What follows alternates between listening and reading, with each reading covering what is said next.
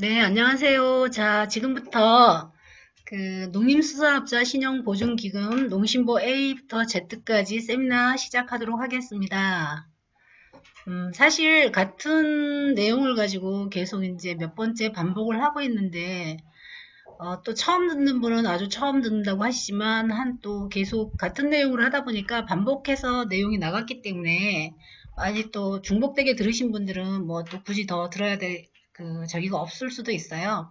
어쨌든 농림수산업자 우리가 일반 기업들 같은 경우는 신보나 이제 융자 파트 부분에 있어서 신보나 기보나 소진공이나 뭐 기타 지신보를 통해서 이제 하는데, 농식품 쪽에 있는 업체들은 하나의 보증기금을 더 가져간다고 보시면 돼요. 식품업체라고 해서 농신보만 되는 것이 아니라 기보, 신보, 뭐 또 뭐 소진금, 그다음에 지신보 다 할 수 있는데, 거기에다가 농림수산업자이기 때문에 농신보라는 보증서를 하나 더 추가할 수 있는 거죠. 그래서 일반적인 프로세스나 내용은 사실 거의 뭐 똑같다고 보면 되는데, 요거는 농림수산업자이기 때문에 여기에 해당되는 업종만이 받을 수 있는 거예요. 그래서 그 내용에 대해서만 이제 간단하게 좀 설명을 해 드리도록 하겠습니다. 이제 내용은 농심보호에 대해서 좀 알려드리고요. 그 다음에 보증 대상과 한도 및 종류, 비용, 그리고 필요 서류, 그 다음에 보증 신청 업무 프로세스, 기타 이제 이 농심보를 받기 위해서 갖춰야 될 몇 가지 알아놓으면 좋은 팁, 이런 순서로 해서 오늘 세미나를 진행하도록 할 거고요.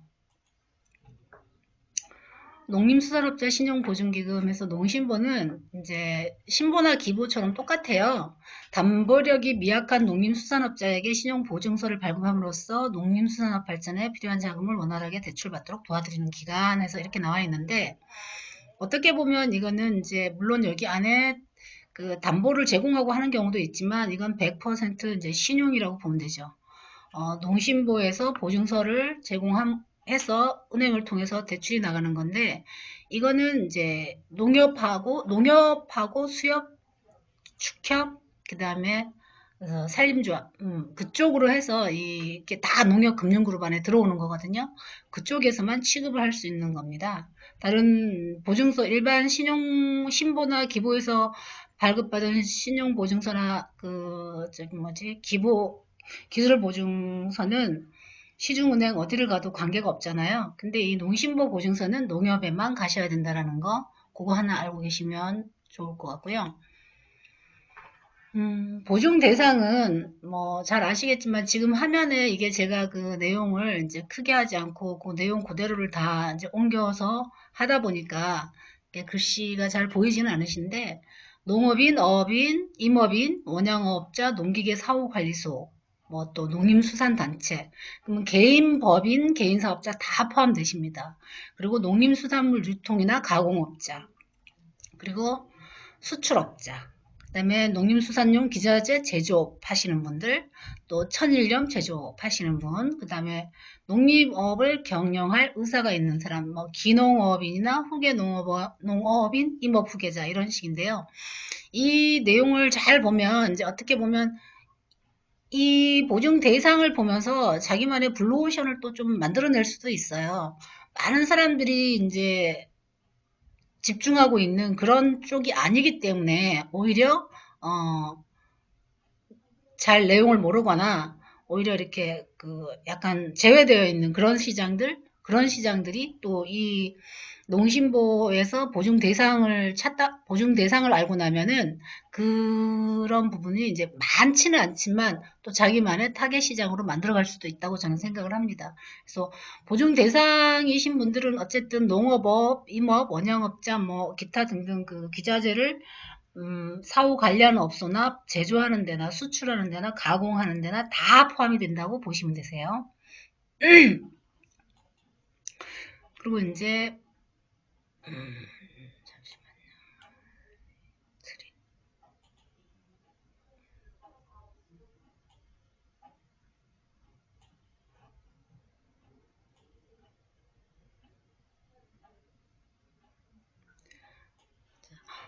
보증 한도 및 종류가 있는데요. 보증 한도는 동일인당 받을 수 있는 보증 한도인데 이제 개인 및 단체는 15억 원 이내, 그 다음에 법인은 20억 원 이내거든요. 근데 이게 그 한도가 신용보증기금하고 기술보증기금 한도를 포함한 금액이에요. 그래서 예를 들면 어떤 뭐 김치 만드는 회사에서 신보를 통해서 이제 5억을 받았어요. 근데 또 이제 더 자금이 필요하다 그러면 예를 들어서 법인일 경우에 5억 받고 여기 농심부 20억 있다고 20억 받는 것이 아니라 포함한 한도이기 때문에 5억을 제외한 나머지 15억이 이제 남은 한도가 되겠죠. 그렇게 이해하시면 정확하게 이해되시는 거고, 뭐 길게 설명할 내용도 크게 없습니다, 사실. 근데 이게 농심보가 이 우리 기술개발협회 안에 보면은 이제 신보나 기보 이런 쪽은 많은데 농심보에 대해서 한 적이 별로 없는 것 같아요. 그러다 보니까 이제 요청을 받아서 제가 하고는 있지만 특별히 많은 내용을 할 만한 건 없어요. 그 다음에 이제 특별한 경우에 받을 수 있는 보증한도, 예외 보증한도라 그래가지고 동일인당 보증한도가 이제 30억인데 똑같이 신보, 기보 포함해서입니다. 그리고 이제 예외 보증한도 적용 대상은 따로 이제 심사를 받아요. 센터에서 심사를 해가지고 이제 하게 되는데 우리가 이제 보증 종류에서 일반 보증이 있고 후대 보증 해가지고 일반 이제 정책자금 보증이라는 게 또 따로 있어요. 일반 보증과 정책 보증은 또 다른 이야기거든요. 그 내용은 뒤에 가서 좀 더 상세하게 해드릴 건데 그 특별 보증 같은 경우에 뭐 이제 그 세부 항목을 뒤쪽에 있는 내용을 보면서 설명을 좀 드리도록 하겠습니다. 보면은 우선 일반 보증 먼저 보여드리면 일반 보증 종류는 이제 5천만 원 이하, 그 다음에 3억 이하, 그 다음에 3억 초과 해가지고 이 그 심사하는 내용이라든가 지금 화면이 조금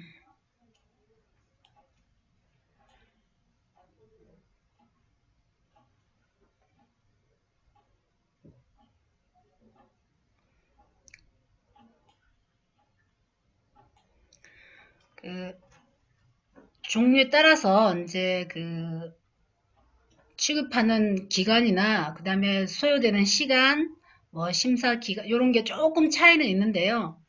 요 표를 보시게 되면은 이제 5천만 원 이하는 그냥 그 농협은행 가까운 농협, 수협, 산림조합 뭐 또 이런 지역 농축협 이런 쪽에서 다 그냥 간단하게 해줘요. 이 소요되는 시간은 보통 이제 3일이고요. 그 일반 필요 서류는 뒤에 가서 제가 이렇게 다시 또 안내를 해드릴 거기 때문에 여기서는 말씀 안 드리고요. 그 다음에 이제 3억 이하 같은 경우는 이제 일반 보증 3억 이하면 뭐 똑같아요. 근데 여기는 이제 지역별 농심보를 통해서 하는데 이 5천만 원 미만은 이제 그 위탁 보증이라고 그래가지고 그냥 그 금융기관 창구에서 일괄로 처리가 끝나요. 근데 이제 5천만 원 이상 넘어가는 건부터는 이제 농심보 직접 그 저기가 되는 건데 그 농심보에서 직접 한다 하더라도 창구는 은행 창구를 통해서 접수가 들어가셔야 돼요. 물론 이제 농심보를 가서 보증서를 먼저 발행을 받아서 은행을 가실 수도 있는데 이 모든 신용보증기금이 그렇듯이 100%짜리는 없잖아요. 100%짜리도 뭐 간혹 있긴 하지만 그거는 이제 아주 특별한 예외적인 경우고 보통 이제 그 농심보에 뭐 보증기관에서 보증서를 끊어줄 때 아주 비율이 높은 게 90%고 안 그러면 85%, 80% 이런 비율로 이렇게 보증서를 제공을 하거든요. 그렇게 되다 보면 예를 들어서 1억을 대출 받는다고 했을 때 신용보증기관이 책임져주는 금액이 8천 대신 8,500, 9천 이렇게 되면 나머지 2천에서 뭐 1,000만 원 정도가 은행이 그 법인이든 개인이든 신용으로 그 법인의 신용 또는 개인의 신용만 가지고 순수하게 또 지급을 해줘야 되는 거죠. 그러다 보니까 이거는 순수하게 100%다 신용으로 가는데 농심보 보증서가 차지하는 비율, 그 다음에 은행이 자체적으로 이렇게 해줘야 되는 비율이 있기 때문에 은행에 우선 이제 그 신청서를 넣게 되면 은행에서 심사를 하고 특별한 이상이 없으면 보증서 받아오면 해주겠다 하면 그 다음에 이제 보증서를 가지고 이제 보증 그 회사를 가는 건데 여기 농협 같은 경우는 그냥 따로 이렇게 고객이 보증서를 직접 발급받으러 농심부 가지 않고 은행 창구를 통해서 일원화해서 거의 대부분 해주는 편이에요. 근데 이제 간혹 가다가 이제 은행 같은 경우가 이 여신이 다 찼어. 자기네 저기가 이제 뭐 목표 금액이 다 차서 이거를 별로 취급 안 하고 싶어 하는 경우도 있어요. 그럴 경우는 어떻게 하시냐면 농심보로 먼저 그냥 다이렉트로 가셔야 돼요. 농심보로 다이렉트로 가셔가지고 보증서 발급 요청 먼저 하고 나서 그 다음에 농심보 담당자한테 요청을 하는 거죠. 그 해당 지역에 있는 농협은행 중에 아직 한도가 남아있거나 이거를 받을 수 있는 농협을 좀 소개해 주세요라고 하면 그쪽으로 또 연결을 해 주세요. 이것도 이제 현장에서 일하면서 이게 그냥 일반적인 이야기가 아니라 현장에서 일하면서 실질적으로 얻을 수 있는 팁이거든요. 그래서 그런 거 정도를 알고 계시면 실제 이제 식품업체를 만나서 농심부 보증서를 가지고 대출을 받아야 될 때 좀 더 도움이 되실 거예요.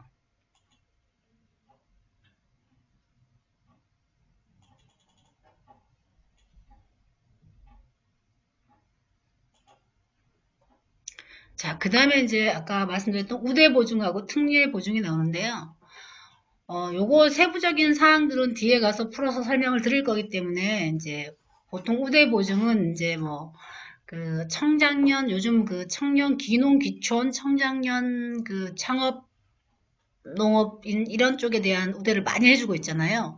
그런 종류가 주로 이렇게 많이 있다고 보시면 돼요. 농업과 관련된 교육을 전문적으로 이수하거나 한 사람들한테 해주는 거고요. 그 다음에 이제 이거는 이제 정부 정책 보증이라고 보시면 돼요. 네, 특례 보증도 마찬가지로 정부 정책 보증인데 요거는 주로 이제 농업재해나 부채 대책이나 경영회생, 사료 구매 뭐 요런 쪽으로 보시면 되세요. 그래서 일반 보증 크게 큰 틀에서 보면 우대 보증하고 특례 보증하고 이렇게 세 가지가 있다고 보시면 되십니다. 자, 그러면 이제 그 일반 보증, 우대 보증, 특례 보증 그 항목 하나하나를 좀 이제 풀어서 설명을 좀 드릴 건데, 그냥 보통 일반적인 그 개인 농사 짓는 분들이라든가 아니면 식품 아니면 축산물 뭐 이런 가공하시는 그런 업체들 같은 경우에 이제 보통 일반 보증으로 많이들 이제 소액으로 할 경우에 하죠. 그래서 이게 이제 개인이나 단체 10억이고 법인 15억 나가시는 거고 상거래 채무 신용 보증이라는 상품도 있어요. 요거는 이제 요런 내용이 있다는 거 보시고 이것도 똑같이 농림수산업에 종사하는 개인이나 법인인데 뭐 농축협, 수협, 산림조합과 상거래로 부담하는 금전 채무라고 보시면 돼요. 뭐 이제 기계 임차료나 양식업, 장비 임차료 뭐 이런 종류인데 많이 하지 않기 때문에 길게 설명하진 않고 넘어갈게요.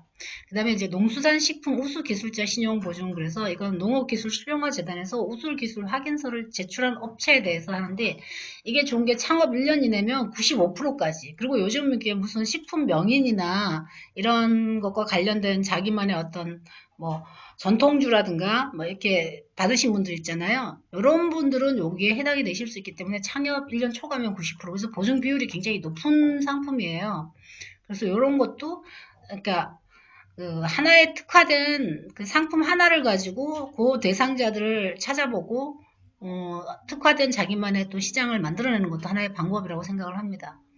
그리고 이제 농산물 산지 유통센터 신용 보증해갖고 요거는 이제 그 큰 거예요. 법인 이제 보증한도 30억까지인데 요런 것들은 이제 뭐 특별한 그런 인간관계가 있을 경우에 모를까 그러지 않으면 1원 정도 되면 이미 농협하고 거래하거나 이 저기가 되기 때문에 뭐 일반적인 컨설턴트들이 이렇게 건드릴 부분은 아니에요. 그리고 이제 수출 규모화 사업자 신용 보증해갖고 요것도 이제 요런 거는 이제 수출을 하는 그런 업체들 만났을 때 요거를 이제 만들어 볼 수 있고요. 그 다음에 이제 좀 제가 색깔을 달리해서 파란색으로 화면에서는 너무 작아서 잘 안 보일 수도 있는데 기술혁신형 중소기업 신용보증에서 이노비즈를 득한 그런 식품 제조업이거나 뭐 기타 등등 제조업일 경우에는 이게 보증 한도가 30억 원까지 올라가요. 그럼 우리가 기업 활동을 할 때 항상 뭐, 정부 무상자금이든 출연금이든 뭐, 용자금이든 자금 조달의 문을 크게 열어놓고, 항시 내가 지금 그 한도를 다 쓰지 않더라도 문을 크게 열어놓고 여유를 비축하고 가는 것이 굉장히 더 좋잖아요. 그랬을 때, 업력이 3년 이상 된 업체이고, 그 다음에 요즘 뭐, 식품업체들 거의 해썹은 기본으로 갖고 있어야 되니까, 그런 업체일 경우에 이노비즈 인증이 없다라고 하면 이노비즈 인증 먼저 신청을 해주고 이 자금 조달 방안을 강구하게 되면 한도를 30억까지 폭넓혀서 갈 수 있기 때문에 굉장히 도움이 될 수 있습니다. 그 다음에 이제 축사시설 현대화 사업자 신용보증에서 이것도 이제 단체는, 개인이나 단체는 30억이고요. 법인은 50억인데 요거는 이제 뭐 지원 대상자가 이제 저기 선정이 돼야 되는 부분도 있고요. 보통 이제 양계하고 그다음에 이제 양돈 요런 쪽이 많이 좀 이제 받아요. 우리가 생각했을 때 이제 소나 뭐 이런 대동물들도 가능할 거라고 생각하는데 사실상 실제 심사가 들어가면 잘 나오진 않더라고요. 근데 축사시설 현대화 사업자 요런 경우도 한번 대상자가 있으시면 눈여겨 보셨다가 요거는 규모가 크기 때문에 이렇게 해주셔도 도움이 되실 것 같고요.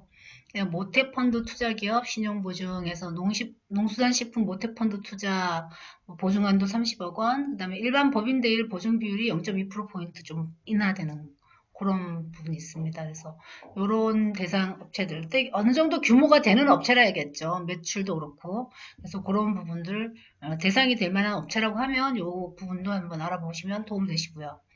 그 다음에 이제 대형 농업 경영체 신용보증 해가지고 이게 일종의 요즘 많이 나오는 스마트팜이라고 많이 들어보셨을 거예요. 스마트팜 하는데 양식시설 현대화 사업자나 첨단 온실 신축 지원 사업자. 그러니까 농심부에서 해주는 스마트팜의 일종이라고 보시면 되세요. 그래서 개인 단체가 30억이고 법인이 50억이 나갑니다. 근데 요 스마트팜과 관련해서는 농심부에서 보증하는 요 상품이 하나가 있고요.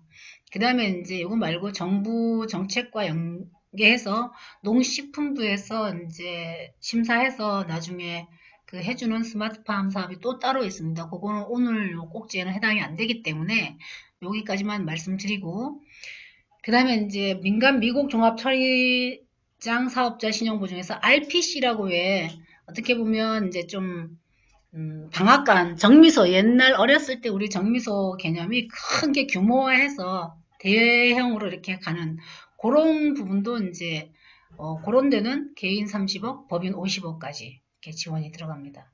그 다음에 이제 AI 관련 계열화 사업자 신용보증에서 이건 이제 AI 발생한 지역의 경영 안정 자금으로 나가는 건데 보증한도 30억이고요. 그 다음에 노후호선 현대화 사업 대상자 신용보증 여기서 30억, 50억 했는데 여기 아까 제가 말씀드린 양식업자라든가 그 다음에 이제 연근의 어업이라든가 노후 뭐 어선, 원양업 이런 쪽은 다 수협을 통해야 된다고 생각하시면 돼요. 수협도 농협에 같은 농협금융그룹 안에 들어와 있습니다. 수협은 수산업자를 위해서, 그 다음에 이제 산림조합은 뭐 임업자를 위해서, 그 다음에 이제 농협은 일반 농업을 하는, 그 다음에 축협은 축산업자를 위해서 이렇게 있는데 이름만 다를 뿐이고 이제 주로 거래하는 대상이 해당하는 업종에 대한 업종을 주로 한다는 것 뿐이지 다 농협 금융그룹 안에 다 같이 있는 거라고 보시면 되세요. 자, 그리고 우대보증과 특례보증이 있는데요. 우대보증 같은 경우가 이제 어떻게 보면은 농업을 계속 이제 이어가게 하기 위해서 후계자 양성이라든가 농업과 관련된 교육을 받거나 아니면 신규로 농업을 하고자 기농을 하거나 청년이 이제 이 농식품과 관련된 창업을 하거나 뭐 이런 거에 대해서 해주는 거고, 이제 우대보증 제일 밑에 하나가 농업종사 다문화가정 신용보증이 있습니다. 그래서 요것도 하나의 특화시장으로 찾아보실 수 있어요. 시골에 가면 거의 그 다문화 가정 굉장히 많습니다. 그래서 그 다문화 가정들이 자금 조달하는 데 있어서 어려움을 겪는다든가 이런 걸 잘 모르는 경우가 많아요. 의외로 우리 여기 협회 내에 있는 이제 강의를 이 세미나를 한번 들었거나 또 뭐 연관되어서 관심 갖고 이제 직접 찾아보신 분들은 다 알 수도 있는 내용이지만 의외로 또 이 농심부와 관련해서 이런 꼭지들이 있다는 거를 잘 모르시는 경우가 많아요. 그래서 이거를 그냥 쭉 읽어드리면 이 자료 그냥 배포해드리고 본인들이 그냥 보는 걸로 끝날 수 있지만 저는 개인적으로 이거를 하면서 뭐냐면 항상 요거는 요것만의 하나의 상품 하나를 가지고 자기만의 특화된 시장을 하나 만들어 나갈 수도 있다고 보거든요. 그래서 그런 부분으로 한번 보시면 도움이 되실 것 같고 그 다음에 이제 특례 보증은 아까 말씀드렸던 것처럼 농업재해라든가 농업으로 이제 어려워지신 분들 경영회생이라든가 그 다음에 이제 농어가 특별 사료 구매라든가 이런 부분으로 해서 나가는 게 있거든요. 그래서 요 부분들은 이 세부적인 내용들은 제가 이 자료를 항상 협회에다 다 제공을 하고 있고 공유를 하기 때문에 필요하신 분들은 협회를 통해서 요청해서 받아가시면 지금 제가 이거를 이런 식으로 만든 게 이 내용을 그 폰트를 크게 해가지고 이 교육 시간에 보기에만 좋게 하고 이 세부적인 내용을 안 넣어 드릴 수도 있는데 그냥 말로 설명하고 끝날 수도 있는데 이렇게 자료를 만들어 놓은 거는 혹시 위원님들 중에서 누군가가 내가 주 활동하는 지역이나 대상 고객들 중에서 이 농심보와 연관되어 있는 쪽이 많이 만약에 있다고 하신다면 이거를 그대로 출력하셔가지고 앞에 몇 가지만 이렇게 좀 아니면 파일을 요청하셔서 조금 조정하신 다음에 본인이 그냥 현장 상담용으로 쓰실 수도 있게끔 하기 위해서 이렇게 만들어 놓은 거예요. 그러니까 그렇게 한번 보시면 되고요. 이제 그 다음은 뭐냐면 보증 비용입니다. 그게 우리가 이제 생각했을 때 보증회사에 보증료를 내야 되잖아요. 그죠?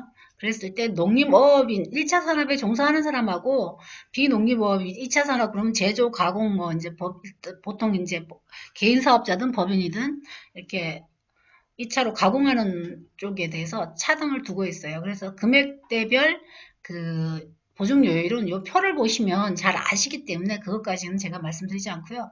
근데 이제 밑에 당부장표 중에서 보증금액이 1억을 초과하는 경우 신용도에 따라서 플러스 마이너스 0.2%포인트 가감됩니다. 그래서 그거는 알고 계시면 되고 한 가지 이 융자에 있어서 저는 개인적으로 융자를 했지만 많은 기업들이 R&D를 하지 않고 융자만 해서 자금 조달을 하다 보면 결국은 나중에 가서 그 부채가 점점 커짐으로 해서 결국은 힘들어지거나 그런 경우를 본 경우도 있고 했기 때문에 R&D를 통해서 실제 기술력이라든가 이런 걸 높여가서 하게 도와주기 위해서 저도 여기 와서 R&D 공부를 하고 전문위원으로 활동을 하는데 그런데 이제 또 융자도 하나의 꼭지로서 기업 활동을 하는 데 있어서 융자가 맡은 역할이 있고 R&D 정부 출연금이 해주는 역할이 또 다르잖아요. 그래서 전문위원으로 활동하시면서 이런 부분도 알고 가시면 도움이 될 것 같다는 생각은 개인적으로 하고 있습니다. 그리고 그 다음에 이제 필요 서류인데요. 이것도 뭐 세세하게 제가 해놓은 이유가 현장에 가서 설명하시면서 이제 초기에 이제 자금의 필요성이 있고 또 사용하고자 하셨을 때 서류 안내까지 해드리고 준비하는데 또 뭐 하루 이틀 시간이 걸릴 수도 있으니까 그렇게 해주시면 좋을 것 같아서 제가 이 표도 집어넣어 놨고요. 자, 그 다음에 이제 보증 신청 업무 프로세스가 아까 뭐 간단하게 말씀드리고 넘어왔는데요. 추진 대상 업체를 우선 발굴하는 게 중요하겠죠. 근데 이제 발굴하는 방식은 뭐 여러 가지가 있습니다. 여러 가지가 있는데 아까 좀 전에 보증의 종류에 따라서 대상 업체를 선정해 놓고 타겟 시장으로 만들어 갖고 그런 사람들만 찾을 수도 있고요. 아니면 또 이제 뭐 어떤 지역으로 직접 뭐 나가서 할 수도 있고 아니면 그런 이 업종과 관련된 회라든가 아니면 지자체라든가 아니면 뭐 기업 정보를 공유하는 어떤 그런 사이트라든가 이런 쪽으로 가셔가지고 이렇게 선택을 해서 하실 수 있다고 보고요. 그 다음에 이제 이 자금은 운전자금, 시설자금 두 가지로 크게 나눠져요. 그래서 보통은 이제 사전검토 요청서하고 동의서를 작성을 해가지고 그 농협은행에 대출 그 심사 담당자분들이 있어요. 그래서 부분 보증 지원을 이제 은행에서 20% 해줄 건가 말 건가 이거를 통해서 이제 검토가 돼서 자기네가 이 정도 신용이고 이 정도 저기면 해줘도 되겠다 이렇게 판단이 서면 오케이를 해요. 그러면 그 다음에 이제 본 서류를 사업 계획서라든가 기타 등등의 본 서류를 다 해갖고 오라 그러거든요. 그때 이제 농심보 보증 가능 검토를 하기 위해서 이제 본 서류들이 들어가는 거죠. 그래갖고 대출 보증 및 서류 안내해주고 그 다음에 이제 현지 실사가 나와요. 어느 보증은 다 마찬가지지만 현지 실사 나왔고 사업 현황 확인도 하고 또 뭐 미비한 서류 있으면 그때 이제 또 보완 받아서 들어가고 그러고 나서 이제 신용보증서가 농심부로부터 나오면 금액도 확정되고 그래서 이제 농협은행을 통해서 대출이 실행되고 대출이 확정되는 이런 프로세스로 되는데 이거는 모든 보증서를 발행해주는 신보나 기보나 뭐 중진공이나 다 똑같은 프로세스라고 생각하시면 되십니다. 네. 그다음에 이제 대상업체 상담하실 때 고려할 점이 반드시 사업자 등록증상 제조 또는 가공 또는 농업, 임업, 재무제표상에서 제품 매출이 차지하는 비율이 최하 50% 이상은 되셔야 돼요. 근데 이제 상품 매출만 많으면 이건 유통이죠. 받아서 이쪽으로 넘기는 거기 때문에 그래서 이런 제품 매출이 있는가, 실제 제조를 하는가 이런 부분들도 좀 보시고요. 그 다음에 그 농산물 원재료 국내산 50% 이상. 자, 정책 아까 봤을 때 정책 자금이라고 금리가 싼 게 있었어요. 정책 보증이. 그런 거를 이용하시려면 국내산 원재료 50% 이상이 사용되고 있다는 거를 입증할 수 있는 게 있어야 돼요. 그러면 뭐 거래 명세서나 이런 데서 확인하면 되겠죠. 그런 경우는 이제 정책자금 보증을 할 수 있고요. 수입 농산물만 100%로 만약에 이제 그 제조를 하거나 가공을 해서 판매를 하는 그런 업체다 했을 경우에는 원료의 식별이 가능해야 돼요. 그리고 1차 가공 그럴 경우에 일반 보증이 가능한데 그거는 무슨 얘기냐면 예를 들어서 이제 그 빵을 만들잖아요. 빵을 만들 때 우리가 밀가루를 수입을 하고 다 뭐든지 가루로 된 걸로 원료를 구매해서 하는 경우는 이게 안 돼요. 왜냐면 그 원료의 밀가루 몇 퍼센트, 뭐 몇 퍼센트 이거를 정확하게 알 수가 없기 때문에. 그래서 밀을 가지고 와서 자기네가 이렇게 분말을 해서 하는 경우는 가능하고. 그래서 이게 식품업체라고 하니까 다 될 거라고 생각해서 가봤는데 이게 서류 받아서 들어가 보니까 이건 안 돼요라고 이제 또 퇴짜 받는 경우가 있어요. 그래서 이런 부분이 좀 디테일한 부분에서 정확히 알고 있어야 되기 때문에 제가 이 부분을 가지고 말씀을 드리는 거고요. 그 다음에 이제 농림수산물 기자재나 뭐 시설재배 농가나 내수명약 기식업자 이것도 하나의 또 다른 타겟 시장이 될 수가 있죠. 그렇게 보시면 되고요. 그리고 이제 기타에 있어서 식품 가공업체에 부여하는 인증들이 있는데요. 가장 중요한 게 해썹 인증이라고 보시면 돼요. 그리고 지금 올해까지는 저기로 있지만 내년부터는 이 식품 업체들은 해썹이 의무로 들어가기 때문에 반드시 해썹 이게 안전관리 인증이라 그래가지고 이 식품 의약품 안전처에서 하는데요. 요거 반드시 있어야 되고요. 그다음에 친환경 인증 농산물이나 뭐 GAP 인증 농산물 또 그다음에 지역별 이제 G마크라는 건 이제 경기도지사 저기고 다른 도에 가면 또 다른 게 있겠죠. 그다음에 이제 이력 추적 관리 농산물, 우수식품, 그다음에 지리적 특산물 이렇게 있는데 전통식품이나 이런 거.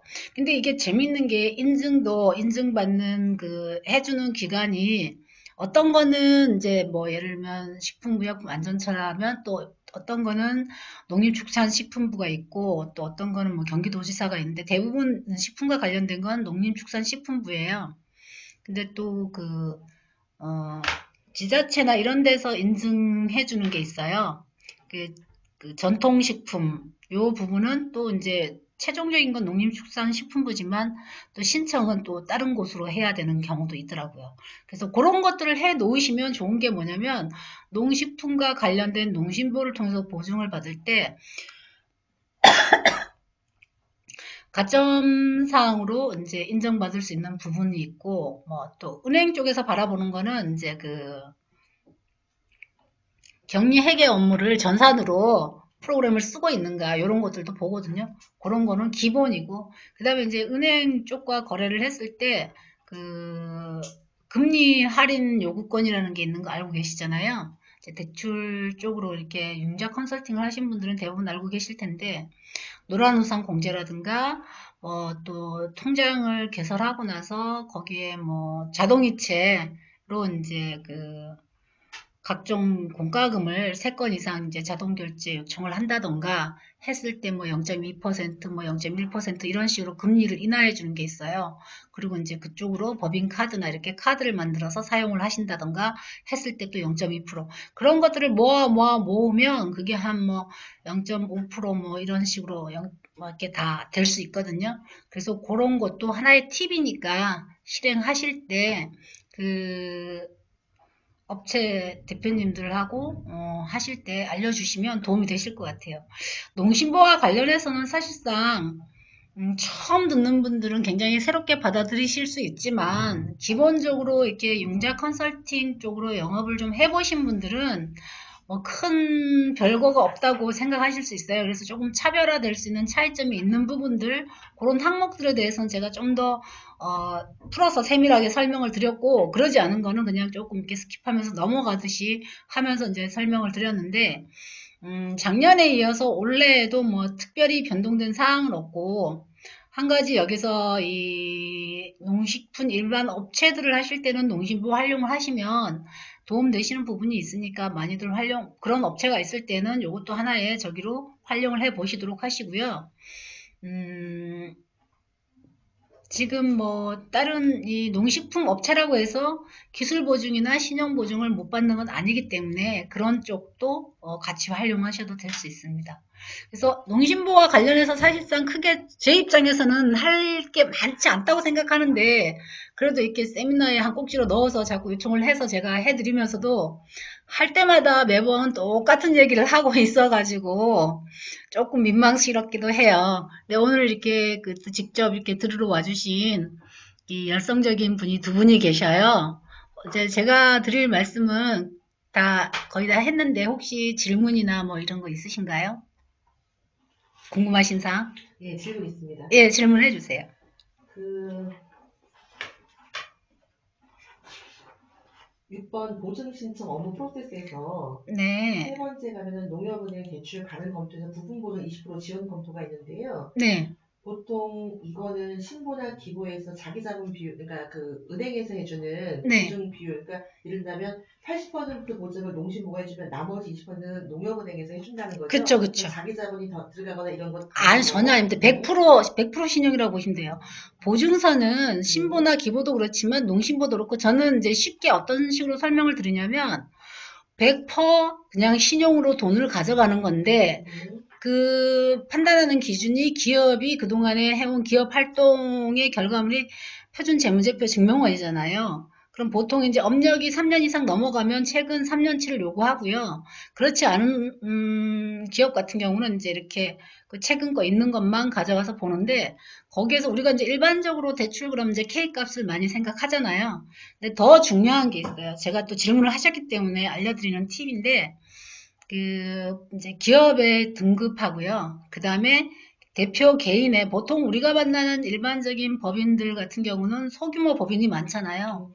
그런 경우에는 대표 개인의 신용도, 신용 등급, 그 다음에 대표 개인의 부동산 소유 여부, 그리고 이제 제조 공장일 경우에 이 제조 공장이 임대냐 아니면 뭐 자가냐 이런 것도 보고요.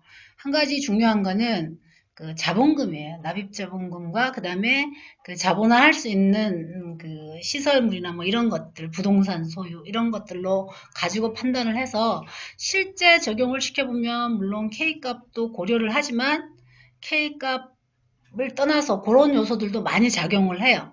그래서 어, 그 재무제표를 봤을 때 납입자본금, 그 다음에 기타 부동산이나 뭐 이런 게 자본으로 저기 할 수 있는 부분들이 어느 정도 되는지, 만약에 이제 그럴 경우에는 어떤 식으로 해줘야 대출이 가능할지. 이거는 이제 현장에서의 실전이죠. 근데 이제 정말 자금이 필요한 경우에는 뭐 자금을 조달해 주는 게 맞긴 한데 이제 저는 현장에서 하면서 이제 대표님들 같은 경우가 이제 소규모 업체 같은 경우는 사실상 한계가 있잖아요. 인적 자원도 별로 없고 자본도 뭐 그리 튼튼하지 않은 가운데에서 이렇게 이 경영을 하시다 보니까 뭐 대표가 혼자서 이것저것 다 신경 쓰고 힘들죠. 그러면서 이제 또 이렇게 뭐 다른 어떤 2차적인 상황들 때문에 자금이 이제 투자가 돼야 될 때 R&D 자금 쪽은 아예 잘 모르시거나 거의 생각조차를 잘 안 하시고 그다음에 이제 융자만 거의 다 대부분 쓰시는데 그래서 이제 만나면 이런 걸 도와드리면서 업력이 3년 이상 넘어가시고 제가 봤을 때 상황이 어느 정도 가능한 포인트가 있으면 이노비즈라든가 또 업종에 따라서 달라질 수 있지만 특허라든가 이런 것들을 좀 해놓고 하게 되면은 그런 부분들이 결국은 또 이 은행이나 이런 데서 바라보는 관점이 달라지고 조금 더 낫거든요. 그리고 이노비즈 같은 거 해놓으면 보증한도 하고 올릴 수 있으니까 그런 쪽으로 해서 이제 처음에는 그런 걸로 해서 조금씩 조금씩 이렇게 키워 나가다가 나중에는 이제 좀 더 내부 인적 구성원을 좀 그런 업무를 수행할 수 있는 사람을 좀 이렇게 채용하게 해서 R&D까지도 할 수 있게끔 그렇게 해야 실질적으로 기업이 건강하게 성장할 수 있다고 생각을 해요. 모르기 때문에 본인들이 처음부터 그거를 생각은 못 하거든요. 예, 그래서 당장 자금 조달이 필요할 때는 시간 오래 걸리지 않고 바로 즉시 실행해서 한 달 안에 자금을 쓸 수 있는 융자 부분을 도와드리면서 기업 현황이나 이런 내부적인 상황들을 좀 잘 보고 대표님과도 이야기해보고 해서 R&D 쪽으로도 이렇게 그리고 또 기업 부설 연구소나 특허나 벤처나 이런 것들, 이노비스 인증이나 이런 것들이 결국은 또 기업을 판단하는 지표로 작용을 하는 부분이 있기 때문에 융자나 뭐 이런 쪽에서도 또 좋게 작용을 하잖아요. 그러면 그런 것들을 준비시키다 보면 또 그 다음에 이제 그 R&D 쪽에서 그 기업하고 맞는 그런 사업들이 있을 때 그런 안내를 해드리고 그래서 그런 거 신청하려면 어떻게 해야 되냐 그러면 이제 그 다음에 이제 또 다음 단계 협약이나 이런 쪽으로 또 갈 수 있고 그렇게 활용하면은 이것도 굉장히 좋은 거라고 저는 생각을 합니다. 네, 감사합니다. 네. 또 하나 네, 질문하세요. 예. 아직 시간이 조금 현재 개인 사업자를 갖고 계신데요. 네. 귀촌하신 분이세요. 네. 그런데 추가로 스마트팜 쪽에 관심이 있으신 네네네. 대표이신데 이런 경우에 그 전 단계를 법인으로 생활 양도양수를 거쳐서 법인전을 하고 난 다음에 네네. 그 다음에 이분이 이제 세팅하시는 좀 융자 부분을 일으키고 네. 예, 그렇게 하고 그 다음에 일반적인 우리 뭐 연구 전담부라든가 아니면 R&D적인 거. 이런 쪽을 진행해서 그렇게 가는 것이 시간이 좀 걸려도 그런 프로세스를 밟아야 하는 건가요? 꼭 그렇진 않아요. 근데 이제 개인에게 주는 것과 법인에게 주는 것의 그 융자 금액의 한도의 차이가 있잖아요. 30억, 50억 차이가 있는데 내가 필요한 자금의 크기가 30억을 넘어간다고 하면 지금 말씀하신 것처럼 개인 사업자를 이제 법인 전환하셔야 되고 또 규모가 그 정도로 규모화되다 보면 분명히 매출 금액 자체가 많이 높아질 거기 때문에 나중에 이제 세금이나 이런 뭐 경영상의 문제로 생각하더라도 그걸 이제 해 놓는 게 맞겠죠. 그리고 그 뭐 50억 투자해갖고 그런 스마트팜 그야말로 자동 그 제어 장치 있는 그런 시설물에서 생산이 많이 이루어진다고 하면 또 판매도 그만큼 해야 되고 그런 매출도 분명히 그만큼 뜰 거고 한데 개인 사업자 갖고는 세금 때문에 힘들겠죠. 물론 이게 1차 산업이고 농작물이기 때문에 면세 사업자예요. 부가세는 면세지만 토탈 매출에 대한 세금은 또 내야 되거든요. 예, 그래서 그거는 이제 전환을 하신 다음에 그런 다음에 이제 기업 부설 연구소나 그 업종만이 가질 수 있는 분명히 그쪽이 지금 농업도 지금 우리가 생각하는 그냥 땅 파서 농사 짓고 이런 개념으로 생각하면 안 되고 굉장히 과학적으로 이렇게 스마트팜 이런 식으로 해서 거기에 자기만의 어떤 것들을 넣을 수 있거든요. 그래서 그런 쪽으로 해서 그 특허도 출원해 놓고 또 연구소도 있고 특허 출원하고 그리고 뭐 벤처도 인정도 받을 수 있고 또 그 이노비즈도 근데 이제 바로 전환해서는 업력이 안 되기 때문에, 기간이 안 되기 때문에 이노비즈 신청까지 못 간다 하더라도 그렇게 해서 단계 밟으면 예, 충분히 되죠. 네, 감사합니다. 네, 도움이 되셨다니 네, 물론이죠. 다행입니다.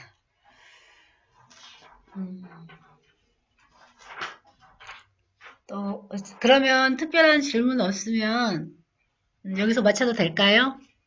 한 가지만 더 여쭤보겠습니다. 아, 예, 괜찮습니다. 그 연결의 내용으로 인해서 네네. 그 전통주 제조 아까 그런 아, 예, 예. 저 나왔으니까. 좋죠. 그쪽으로 명인이나 이런 저기 받으신 분들 있잖아요. 이런 분들에 대해서는 또 여기에서 다 나와 있지 않은 또 다른 걸로 이렇게 해주는 게 또 있어요.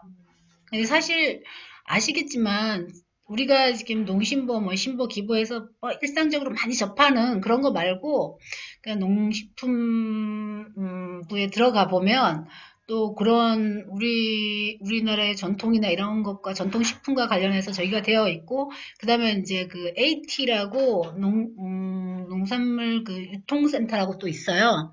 물론 거기에서도 보면은 그런 쪽을 우대해갖고 또 주는 내용들이 있어요.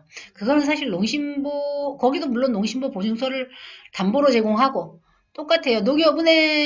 은행은 아닌데 은행처럼 대출을 또 해주는 곳이죠. 근데 거기에 가면 그런 내용들이 또 있습니다. 그래서 만약에 현장에서 활동하시다가 그런 업체들이 있을 경우에는 문의를 주시면 거기에 해당되는 정보를 전달해서 이렇게 도와드릴 수 있게끔 도와드리면 되죠. 네, 감사합니다. 네. 자, 제가 이렇게 하는 내용으로는 사실 또 아는 분이 들으면 똑같은 내용 반복해서 좀 할 수 있는데 또 처음 들으시는 분한테는 조금이나마 도움이 될 수 있기 때문에 오늘 여기까지 하고 제 그 농심보와 관련된 세미나는 마무리하도록 하겠습니다. 네, 자료는 우리 그 협회 사무국에 제가 이 파일을 그대로 넘겨드렸기 때문에 그쪽 통해서 요청하셔갖고 받으셔서 많이 활용하시기 바랍니다. 이상입니다. 감사합니다. 네, 끝내겠습니다.